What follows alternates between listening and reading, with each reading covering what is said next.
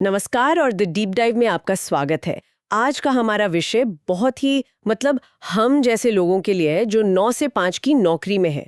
हमें passive income बनाने पर एक बहुत ही प्रैक्टिकल लेख मिला है और इसका मकसद साइड हसल करके काम के घंटे बढ़ाना नहीं है, बल्कि अपनी सैलरी से ऐसी संपत्ति खरीदना है जो हम सोते हुए भी हमारे लिए कमाई करे। एक तरह से अपनी सैलरी को एक सैलरी टू फ्रीडम पाइपलाइन में बदलना। बिल्कुल। और ये पाइपलाइन शब्द यहाँ एकदम सही बैठता है। आज का हमारा लक्ष्य इसी पाइपलाइन को बनाना सीखना है। जो हमारे पास सोर्स मटेरियल है वो इसे 3 स्तरों में तोड़ता है मेहनत के हिसाब से। पहला है जीरो एफर्ट, जहाँ पैसा अपने आप काम करता है। दूसरा है लो एफर्ट, जहाँ थोड़ी सी समझदारी से काम लेना है। और तीसरा मीडियम एफर्ट। तो चलिए इस पाइपलाइन को बनाना शुरू करते हैं। ठीक है, तो इसे खोलते हैं। सबसे पहले लेवल 1, ऑटो पायलट इन्वेस्टमेंट्स। ये उन लोगों के लिए है जो चाहते हैं कि उनका पैसा बैकग्राउंड में अपने आप बढ़ता रहे बिना ज्यादा दिमाग लगाए। इसमें सबसे पहला और शायद सबसे आम तरीका है म्यूचुअल फंड SIPs। जी, SIPs यानी सिस्टमैटिक इन्वेस्टमेंट प्लान्स का जो मूल विचार है वो बहुत सरल है। आप बाजार को टाइम करने की कोशिश नहीं करते कि कब ऊपर जाएगा कब नीचे। आप बस हर महीने जैसी सैलरी आती है एक तय रकम ऑटो डेबिट के जरिए इन्वेस्ट कर देते हैं। इस लेख में खास तौर पर इंडेक्स फंड्स जैसे निफ्टी 50 या S&P 500 या फिर फ्लेक्सी कैप फंड्स की सलाह दी गई है, क्योंकि ये आपको देश की टॉप कंपनियों में हिस्सेदारी दे देते हैं बिना किसी एक स्टॉक पर दांव लगाए। यहाँ पर मैं एक सवाल पूछना चाहूंगी। SIPs तो आमतौर पर वेल्थ बिल्डिंग यानी एक बड़ा कॉर्पस बनाने के लिए जानी जाती हैं। इसे हम पैसिव इनकम एक रेगुलर कैश फ्लो से कैसे जोड़ सकते हैं? ये तो पैसे जमा करना हुआ, पैसे कमाना नहीं। बहुत अच्छा सवाल है। यहीं पर इस पाइपलाइन का एंड गेम समझ आता है। देखिए, जब आप सालों तक SIP करते रहते हैं और एक बड़ा कॉर्पस, मान लीजिए 1 करोड़ या 2 करोड़ रुपए तैयार हो जाता है, तो आप उस बड़े फंड को एक तरह की ATM मशीन में बदल सकते हैं। इस मशीन को कहते हैं SWP, यानी सिस्टमैटिक विड्रॉल प्लान। आप उस मशीन को इंस्ट्रक्शन देते हैं, मुझे हर महीने 50,000 रुपए दो, और वो आपके निवेश से उतना पैसा निकालकर आपके अकाउंट में डालती रहती है, जबकि बाकी का पैसा अभी भी मार्केट में ग्रो हो रहा होता है। ओह, यही है असली पेंशन जो आपने खुद बनाई है। तो आज की SIP कल की पैसिव इनकम का सेटअप है। वाह! ATM मशीन वाली एनालॉजी से ये बिल्कुल साफ हो गया। तो ये पाइपलाइन का पहला वॉल्व है जो भविष्य में खुलेगा। हाँ, अच्छा, इसी ऑटो पायलट लेवल पर एक और तरीका बताया गया है, डिविडेंड देने वाले स्टॉक्स। इसमें डिविडेंड एरिस्टोक्रेट्स का जिक्र है। ये क्या है? डिविडेंड एरिस्टोक्रेट्स उन बड़ी, स्टेबल और पुरानी कंपनियों के लिए इस्तेमाल होने वाला शब्द है जिनका कैश फ्लो बहुत मजबूत होता है। जैसे कई बड़ी PSUs या ITC, टाटा ग्रुप की कुछ कंपनियां, ये अपने मुनाफे का एक हिस्सा रेगुलर बेसिस पर अपने शेयर होल्डर्स के साथ बांटती हैं, जिसे हम डिविडेंड कहते हैं। जो पॉइंट मुझे इस लेख में सबसे मजबूत लगा वो ये था कि जब तक आप जॉब कर रहे हैं, आपको मिले हुए डिविडेंड्स को खर्च मत कीजिए। उन्हें री इन्वेस्ट करना है। एग्जैक्टली, उन्हें दोबारा उन्हीं शेयरों में री इन्वेस्ट करते रहिए। इसे डिविडेंड री इन्वेस्टिंग कहते हैं, और ये कंपाउंडिंग का जादू है। एक वक्त ऐसा आता है, शायद 15-20 साल बाद, जब हर तिमाही मिलने वाला डिविडेंड इतना हो सकता है कि आपके घर के बिजली पानी के बिल या शायद आपकी साल भर की छुट्टियों का खर्च निकल जाए। ये सचमुच में सोते हुए पैसे कमाने जैसा है। ठीक है, तो जीरो एफर्ट कैटेगरी में SIPs हो गए, डिविडेंड स्टॉक्स हो गए। इसमें एक तीसरा पॉइंट भी है, हाई यील्ड फिक्स्ड इनकम। अब ये बॉन्ड्स और FDs जैसी चीजें अक्सर थोड़ी बोरिंग लगती हैं, खासकर जब स्टॉक मार्केट इतना एक्साइटिंग हो। तो इन्हें क्यों शामिल किया गया है? क्योंकि हर अच्छी पाइपलाइन में एक सेफ्टी वॉल्व भी होना चाहिए। ये वही है। कॉर्पोरेट जॉब करने वाले लोग अक्सर इन्हें नजरअंदाज कर देते हैं क्योंकि इनमें 15-20% का रिटर्न नहीं दिखता, लेकिन ये पोर्टफोलियो को स्टेबिलिटी देते हैं, खासकर जब मार्केट गिर रहा हो। हमारा सोर्स मटेरियल 2 अच्छे ऑप्शंस बताता है। पहला, कॉर्पोरेट बॉन्ड्स।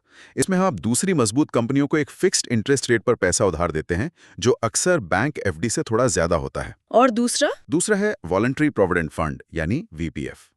अगर आपकी कंपनी में यह सुविधा है, ये बेसिकली अपने EPF अकाउंट में ज्यादा पैसे डालने का एक तरीका है। ये रिस्क फ्री है और भारत जैसे देशों में इस पर मिलने वाला ब्याज भी टैक्स फ्री होता है। तो ये आपकी पाइपलाइन का वो हिस्सा है जो शायद बहुत तेजी से न बहे, लेकिन कभी सूखेगा भी नहीं। ठीक है, तो ये था लेवल 1, जहां आपकी सैलरी ऑटोमेटिकली आपके लिए काम करती है।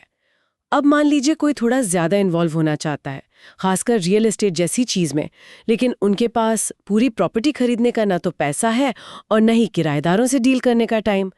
क्या उनके लिए कोई बीच का रास्ता है? बिल्कुल है, और यहीं पर हमारी पाइपलाइन में एक और मजेदार पाइप जुड़ता है। लेवल 2, बिना सिरदर्द के रियल एस्टेट। और इसका जवाब है रीट्स, यानी real estate investment trusts. Salaried professionals के लिए ये गेम चेंजर हो सकता है। मैंने रीट्स के बारे में सुना तो है, पर ये काम कैसे करते हैं? क्या ये रियल एस्टेट स्टॉक्स जैसा कुछ है? आप इसे रियल एस्टेट का म्यूचुअल फंड समझ सकते हैं। सोर्स मटेरियल इसे बहुत अच्छे से समझाता है। रीट्स शेयरों की तरह ही स्टॉक मार्केट पर खरीदे जा सकते हैं, और इनकी एक यूनिट की कीमत काफी कम हो सकती है, जैसे 300 से 500 रुपए तक। तो मतलब लाखों करोड़ों रुपए नहीं चाहिए? नहीं, बिल्कुल नहीं। और ये पैसा जाता कहाँ है? क्या ये किसी अंडर कंस्ट्रक्शन फ्लैट में लगता है? नहीं, और यही इसकी सबसे अच्छी बात है। रीट्स का पैसा बड़े बड़े grade A commercial real estate में लगता है। सोचिए, देश के सबसे महंगे office parks, shopping malls, warehouse, ये रीट्स इन प्रॉपर्टीज को गूगल, माइक्रोसॉफ्ट, अमेजॉन जैसी बड़ी मल्टीनेशनल कंपनियों को किराए पर देते हैं और उनसे किराया वसूलते हैं। ओके, यहाँ पर मुझे असली आहा मोमेंट मिल रहा है। तो इसका मतलब है कि मैं असल में देश की टॉप कमर्शियल प्रॉपर्टी की एक छोटी सी मालिक बन सकती हूँ। और सबसे मजेदार बात क्या है? सबसे मजेदार बात यह है कि कानून उन्हें मजबूर करता है कि वो अपने किराए की कमाई का कम से कम 90% हिस्सा आप जैसे निवेशकों को डिविडेंड के रूप में बांटें। तो सोचिए, आपको देश के सबसे प्रीमियम ऑफिस स्पेस से रेंटल इनकम मिल रही है, बिना किसी ब्रोकर से बात किए, बिना नल ठीक करवाए और बिना किराएदार के फोन कॉल्स उठाए। ये रियल एस्टेट का वो वर्जन है जहां सिर्फ पैसा आता है, सिर दर्द नहीं। ये तो वाकई में लो एफर्ट हाई इम्पैक्ट वाली बात हो गई। हाँ। अब तक हमने पैसे से पैसा बनाने की बात की, लेकिन अब लेवल 3 पर आते हैं, जो मुझे सबसे ज्यादा दिलचस्प लग रहा है, अपने कॉर्पोरेट ब्रेन को बेचना। ये क्या है? ये वो हिस्सा है जहां आप अपनी सैलरी के अलावा अपने स्किल्स को एक एसेट में बदलते हैं।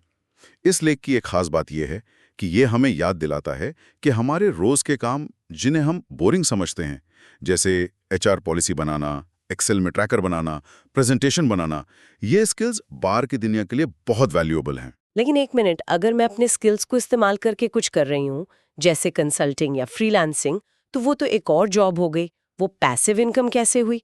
इसमें तो एक्टिव एफर्ट लगेगा। यहीं पर एक बहुत बड़ा माइंडसेट शिफ्ट है। सोर्स मटेरियल एक्टिव काम की बात नहीं कर रहा। वो कह रहा है कि आप अपने ज्ञान को एक ऐसे प्रोडक्ट में बदलिए जो create once sell forever model पर काम करे। इसके दो मुख्य तरीके बताए गए हैं। पहला है डिजिटल टेम्पलेट्स बेचना।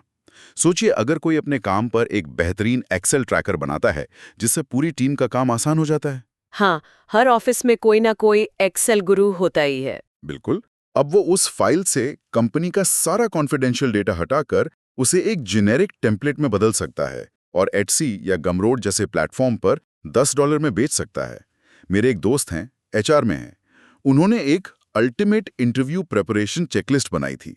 पहले वो इसे दोस्तों को ईमेल करते थे, फिर उन्होंने उसे एक पीडीएफ बनाकर गमरोड पर $5 में लिस्ट कर दिया। आज उन्हें हर महीने 20-30 सेल से इतना पैसा आ जाता है कि उनकी कार की ईएमआई निकल जाती है। वही चेकलिस्ट, कोई एक्स्ट्रा काम नहीं। ये बात सुनकर तो मुझे मेरे खुद के बनाए हुए कई पावर पॉइंट प्रेजेंटेशंस याद आ गए। मैंने कभी सोचा ही नहीं कि उनमें से कंपनी की जानकारी हटाकर उन्हें एक प्रोडक्ट की तरह बेचा जा सकता है। ये आइडिया मुझे इसलिए अच्छा लगा क्योंकि ये हमारी सोच को बदलता है। हम अपने स्किल्स को सिर्फ अपनी कंपनी की संपत्ति मानते हैं, जबकि असल में वो हमारी पर्सनल संपत्ति हो सकते हैं। एग्जैक्टली। और दूसरा तरीका इसी सोच को एक कदम और आगे ले जाता है, माइक्रो कंसल्टिंग या पेड न्यूज़लेटर। मान लीजिए कोई मार्केटिंग में काम करता है और छोटे बिजनेस के लिए सोशल मीडिया कैलेंडर कैसे बनाएं, इस पर 1 घंटे का ऑन डिमांड वीडियो कोर्स बना दे। एक बार मेहनत करके उसे यूडेमी या स्किल शेयर पर डाल दिया और फिर सालों तक हर नई बिक्री पैसिव इनकम है। ये अपने दिमाग की रॉयल्टी कमाने जैसा है। लोग अक्सर अपने रोज के ज्ञान की कीमत को बहुत कम आंकते हैं, जबकि स्टूडेंट्स या जूनियर प्रोफेशनल्स के लिए ये सोने जैसा है। ये एक बहुत ज़रूरी पॉइंट है। तो पाइपलाइन अब पूरी तरह से बन रही है ऑटो पायलट निवेश, लो एफर्ट रियल एस्टेट और अब अपने ही स्किल्स से बनी डिजिटल एसेट्स। लेकिन जैसे जैसे ये पाइपलाइन काम करना शुरू करेगी और पैसा आएगा, एक और मेहमान दरवाजे पर दस्तक देगा, टैक्स डिपार्टमेंट।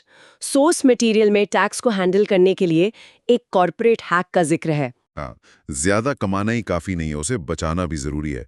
टैक्स प्लानिंग इस पूरी पाइपलाइन का मेंटेनेंस डिपार्टमेंट है। यहाँ पर दो मुख्य रणनीतियों पर प्रकाश डाला गया है, खासकर भारत जैसे देशों के टैक्स लॉज के हिसाब से।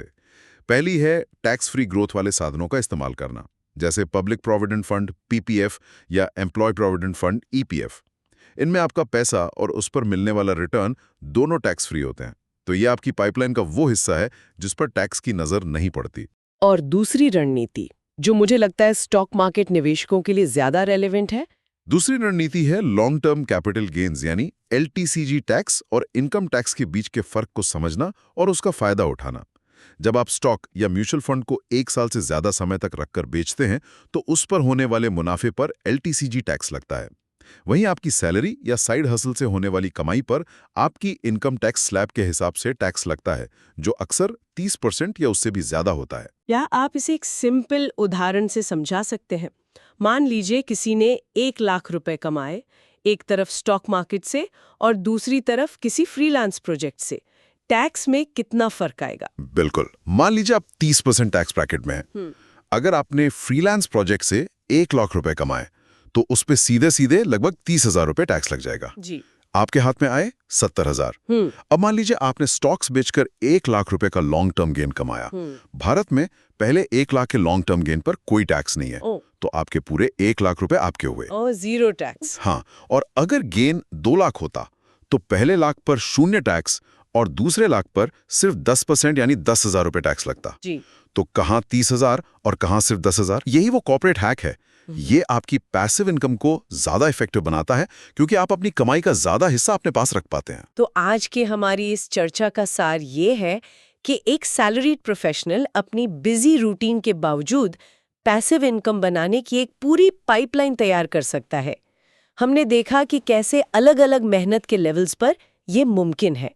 जीरो एफर्ट वाले ऑटो पायलट निवेश से, जहां पैसा खुद काम करता है, लो एफर्ट वाले आरआईटीज के जरिए रियल एस्टेट का फायदा उठाने तक, और आखिर में अपने प्रोफेशनल स्किल्स को ही एक डिजिटल एसेट में बदलने तक। बिल्कुल, ये एक सैलरीड पर्सन के लिए अपनी एकमात्र आय यानी सैलरी पर निर्भरता कम करने का एक बहुत ही साफ रोड मैप है।